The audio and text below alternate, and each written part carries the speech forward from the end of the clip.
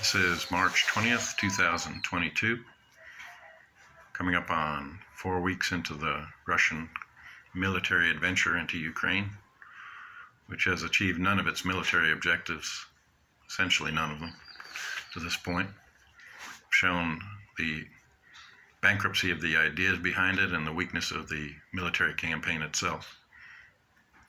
Mr. Putin is bumped up against the limits of his unlimited friendship with the Xi regime of China, communist China, and even President Biden, in a rare moment of lucidity, stated the obvious, saying that Mr. Putin has crossed the line to become a war criminal. Well, good for President Biden for saying that. It's a bad time for weak and senile American leadership, but there you have it. And others have had to step up. And there has been Mr. Zelensky of Ukraine, number one, a truly Churchillian figure. And the resolve of the Ukrainians and the resolve of the Ukrainian government shows no sign of letting up. They are truly admirable and exemplary. And others in Western Europe have also shown a degree of spine that we wouldn't necessarily have anticipated.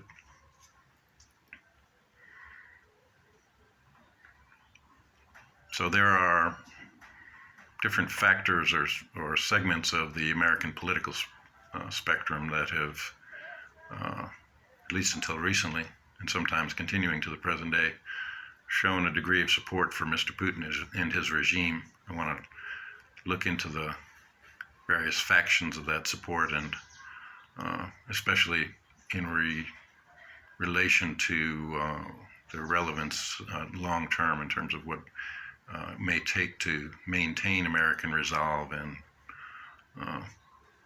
going beyond this current time. And I think these various strains of American support for Putin run the gamut and some are even difficult to categorize in any way in terms of the American political spectrum, but they certainly run the gamut from, to paraphrase Woody Guthrie's term, left wing, right wing, chicken wing. There's kind of a knee-jerk sense that some on the left, if America is doing it, if America wants it, if America has, that all things America and American are bad. And since Mr. Putin has emerged as the primary opponent of all things American, especially in recent years, that there's been some sympathy from some on the American left for him and his regime. I don't think that's contingent, like most things that come out of the American left, not worth taking seriously or considering for very long.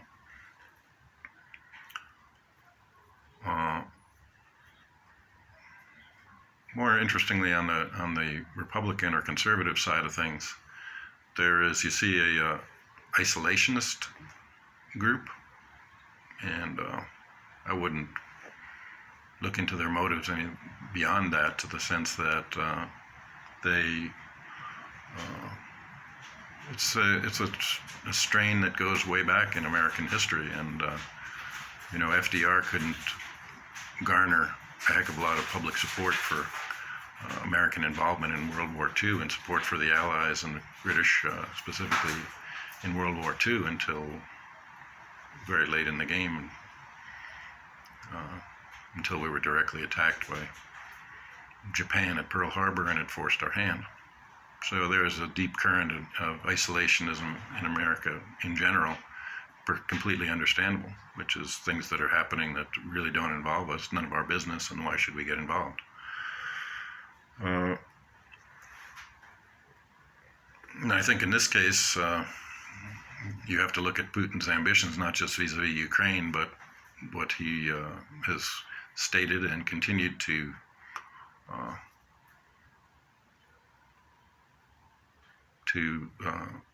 promote as his goal, which was to essentially recreate the former Soviet Union and Russian sphere of influence over Eastern Europe.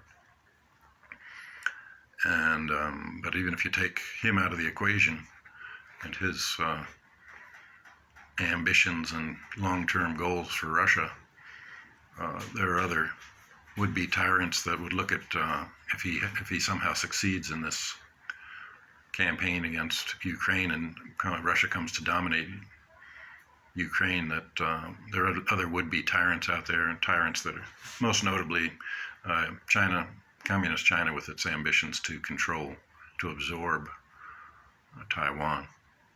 But many others would emerge, even if they aren't fully fledged yet. So it sets a very bad precedent to let a tyrant get away with such a brazen and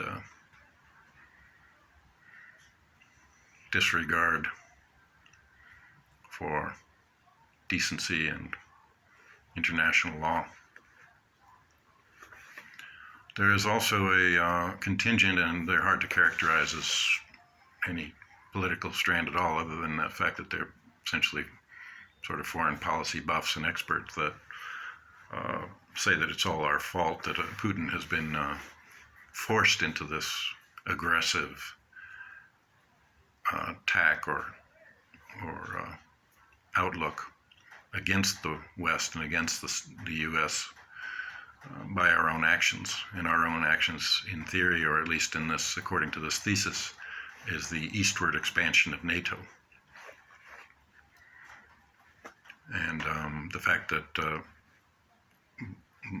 almost all of the former Eastern European or Eastern Bloc nations have now become part of NATO, and that this is a threat to Russia's very existence.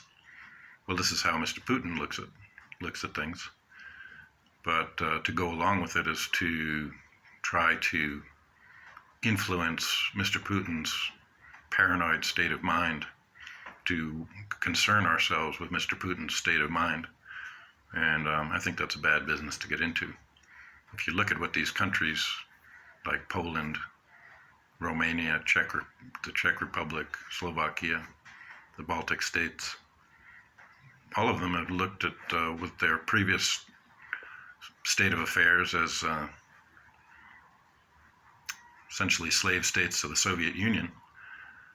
And it's they who have looked west. It's not the NATO that has expanded eastward. It's all of these nations that have said we would much prefer to be a part of a free Western alliance, economies, and completely, these are understandable.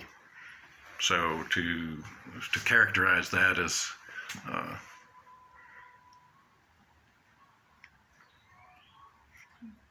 American expansionism and a threat to Russia is simply to adhere to or accept Mr. Putin's view of the world. There is a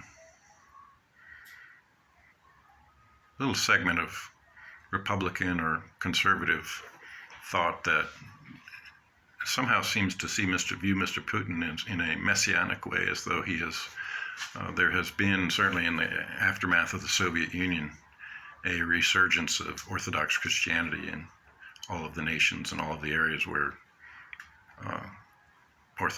Eastern Orthodox Christianity at one time flourished. And this resurgence is real. But it's coincident with Mr. Putin's reign in Russia. But to say that he has caused it, or that he is the primary proponent of it, is not just a stretch, but I think it's laughable.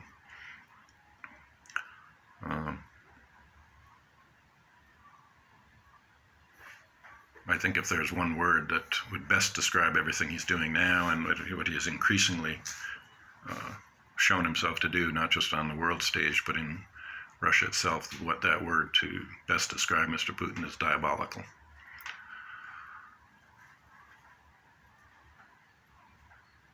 The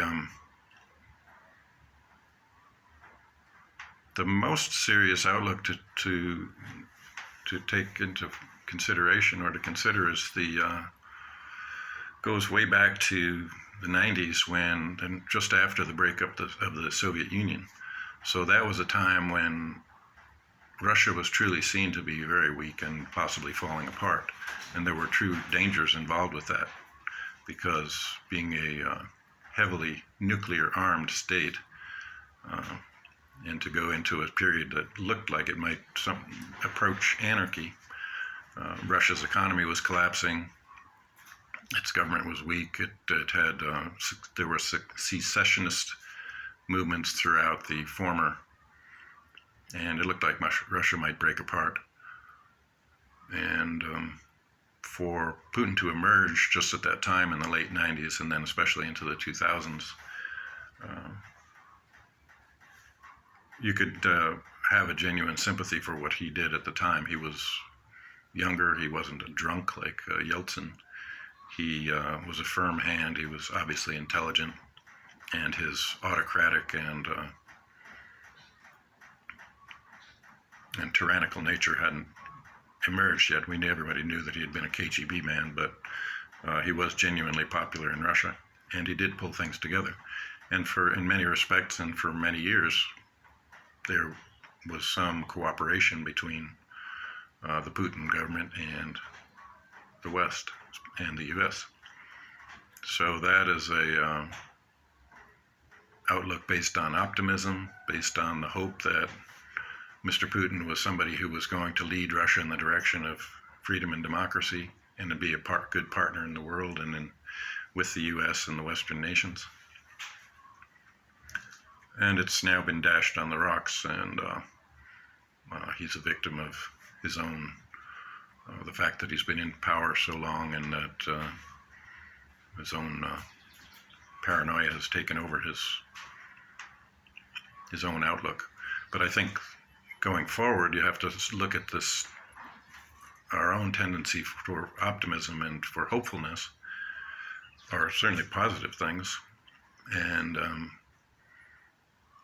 the danger then is that we slacken our resolve, the current resolve, which is based on what we now know Mr. Putin to be and to want for himself and for his nation. And we can't be optimistic about doing business with him anymore.